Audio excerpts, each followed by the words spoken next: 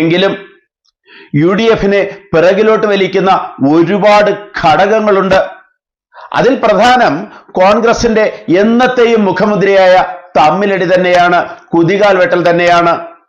ഇത്രയും ശക്തമായ ഒരു ത്രികോണ മത്സരം നടക്കാൻ സാധ്യതയുള്ള നിയമസഭാ ഇലക്ഷൻ, വളരെ പ്രതീക്ഷയുള്ള കോൺഗ്രസിന് വളരെ അധികം പ്രതീക്ഷയുള്ള ഒരു നിയമസഭാ ഇലക്ഷൻ, എന്നിട്ട് പോലും കോൺഗ്രസിന് ഇതുവരെ സ്ഥാനാർത്ഥികളെ തീരുമാനിക്കാൻ കഴിഞ്ഞിട്ടില്ല.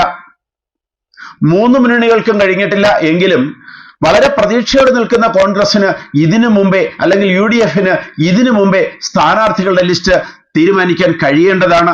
അതിന് കഴിയാത്തതിന് പ്രധാന കാരണം ഗ്രൂപ്പിസം തന്നെയാണ്. മുഖ്യമന്ത്രി സ്ഥാനത്തേക്ക് വേണ്ടി ഇപ്പോഴാരും മത്സരിക്കേണ്ട എന്നും അതെല്ലാം ഇലക്ഷൻ കഴിഞ്ഞിട്ട് തീരുമാനിക്കാമെന്നും രാഹുൽ ഗാന്ധി അന്ത്യശാസനം നൽകിയിരിക്കുകയാണ്. കഴിഞ്ഞ ദിവസം കോൺഗ്രസിന്റെ പ്രചാരണ സമ്മേളനത്തിലേക്കായി രാഹുൽ ഗാന്ധി കൊച്ചിയിലെത്തിയപ്പോൾ